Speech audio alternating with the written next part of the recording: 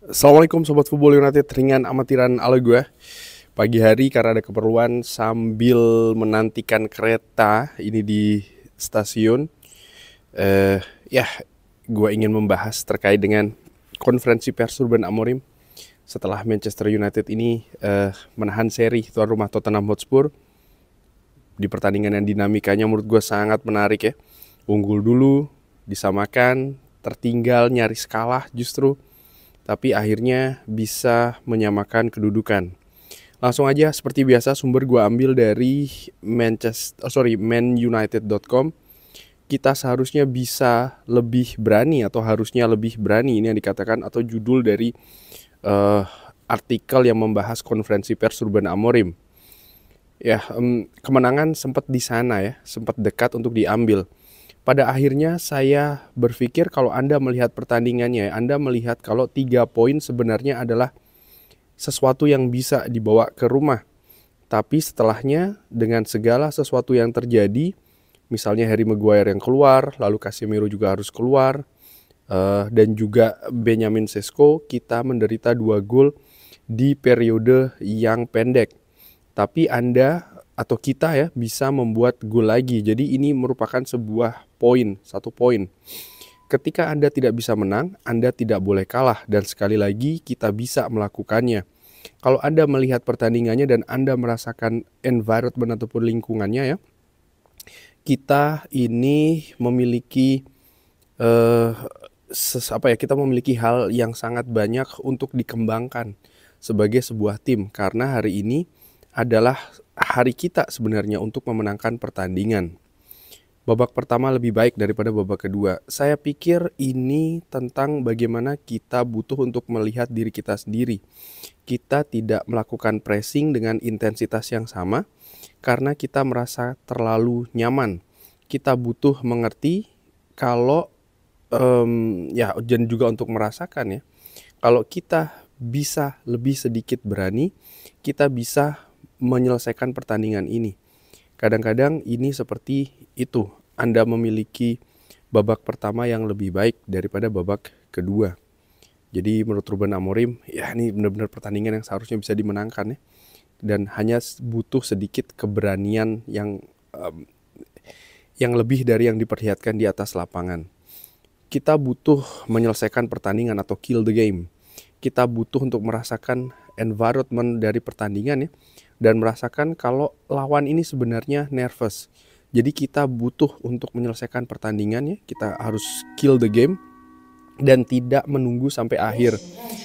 Artinya ya setelah unggul 1-0, sorry ya kalau ada suara pengumuman, mudah-mudahan bisa terdengar nih apa yang gue katakan.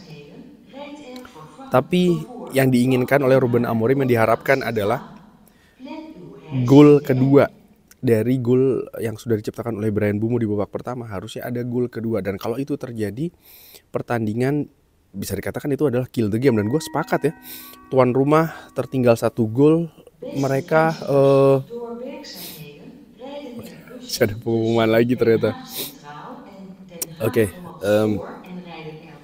ya, jadi gol kedua yang tidak terjadi di pertandingan tadi, di mana gol itu sebenarnya dilihat sebagai hal yang penting justru ya. Dan kereta sekarang jalan.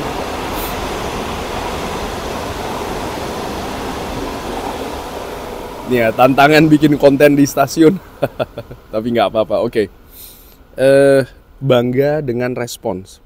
Saya pikir ini merupakan poin yang positif kalau kita bisa mendorong ke depan untuk mengerti dengan orang yang lebih sedikit ya, 10 pemain, adalah untuk mendorong bola ke sepertiga akhir dan mencoba untuk memenangkan sebuah corner. Kita melakukannya dan kita percaya kalau kapasitas kita untuk mencetak gol sampai dengan menit terakhir, dan kita melakukannya. Ya sebenarnya gue sepakat sih, di situasi 10 pemain bisa aja pemain justru lebih memilih bertahan. Tapi mereka tertinggal ya kan, tapi mereka membuat keputusan yang menurut gue tepat. Justru keberanian ditunjukkan ketika Manchester United sudah tertinggal dan bahkan bermain dengan 10 pemain, menurut gue seperti itu. Sean Lemans yang lebih dewasa, Dia sangat baik ya, dia sangat dewasa dan mengerti apa yang terjadi di pertandingan dengan sangat banyak, dan ini bisa terjadi khususnya untuk seorang penjaga gawang yang butuh untuk bergerak untuk segalanya yang bisa terjadi sampai dengan menit akhir. Jadi ini seperti sebuah pertandingan baru di mana bola ada di atas lapangan. Saya pikir di umur 23 tahun dia mengerti dengan sangat baik. Artinya keputusan dari Sean Elements yang maju ketika corner terjadi di menit-menit terakhir. Lalu update terkait dengan cedera pemain, terutama Benjamin Sesko. Ruben Amorim mengatakan, saya tidak tahu, saya harus mengecek lagi ya. Dan kekhawatiran terbesar saya dengan Benjamin Sesko adalah, ya bisa jadi ini cedera yang parah karena di lutut ya kan. Tapi untuk saya semuanya ini adalah sama, kita harus mengerti apa yang terjadi. Rencana untuk international break ini merupakan frustrasi yang kecil, tapi juga merupakan sedikit kebanggaan dengan bagaimana respon dari pemain setelah gol kedua dari Tottenham. Lalu Anda melihat ke tim. Saya mengerti kalau ini merupakan sesuatu yang terlihat di puncak gunung es. Jadi kita sebenarnya ini hanya baru mulai menjadi tim yang lebih kuat lagi. Kita memiliki banyak hal yang harus dilakukan. Kita harus bekerja banyak dengan para pemain yang tidak ikut ke tim nasional ya. Dan kita akan mengevaluasi segalanya.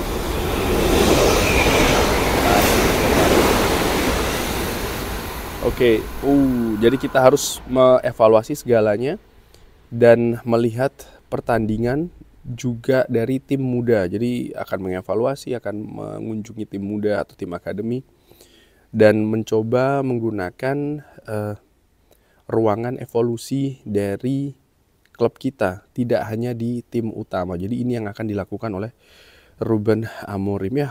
Poin pentingnya menurut gue dari apa yang dikatakan yaitu adalah Manchester United harusnya tidak menunggu sampai pertandingan terakhir untuk bisa memastikan kemenangan, tapi kemenangan itu dipastikan ketika pertandingan masih berjalan.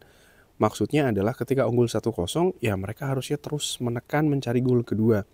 Dan gol kedua itu ternyata dinilai oleh Ruben Amorim sebenarnya sangat dekat, dan kalau itu terjadi pertandingan akan ya itulah sesuatu yang kill the game gitu loh, yang justru bisa menyelesaikan pertandingan lebih awal. Tidak dengan hanya 1 gol. Tapi di sisi lain, ya gue juga sepakat dengan apa yang dikatakan oleh Ruben Amorim, reaksi dari pemain Manchester United, terutama dengan atau setelah kecerobohan ya, 2 gol dalam periode pendek. Ini kan seperti mengulang di City Ground ketika menghadapi Nottingham Forest, mereka lepas konsentrasi.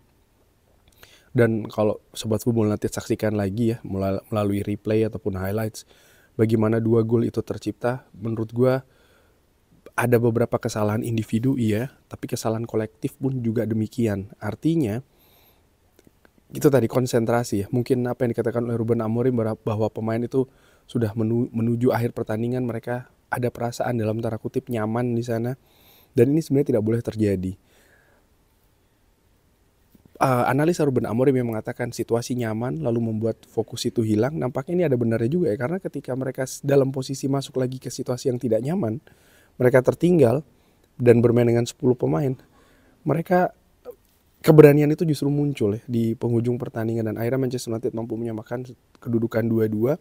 Hal yang menurut gue di sisi lain juga harusnya mendapat apresiasi sih, karena situasi tidak mudah, tekanan semakin besar, waktu semakin sempit, pemain semakin sedikit ya. Sesuatu yang lebih buruk bisa saja terjadi, misalnya Tottenham Hotspur yang mencetak gol ketiga ya kan, tapi justru Manchester United yang mampu menurut gue menyamakan kedudukan. Kita lihat semoga konsolidasi, evaluasi, dan juga rencana-rencana ini bisa dimatangkan di jeda internasional ini. Tentu saja tidak semua pemain ikut di tim nasionalnya masing-masing. Belum ada update terbaru terkait dengan cedera Benjamin Sesko, tapi nanti kalau ada insya Allah akan gue sampaikan di channel ini. Bagaimana menurut Sobat Football United dari konferensi pers Ruben Amorim tersebut? Seperti biasa silahkan drop di kolom komen. Terima kasih sudah menyaksikan, jangan lupa like, share, dan juga subscribe. Wassalamualaikum warahmatullahi wabarakatuh. Thank you.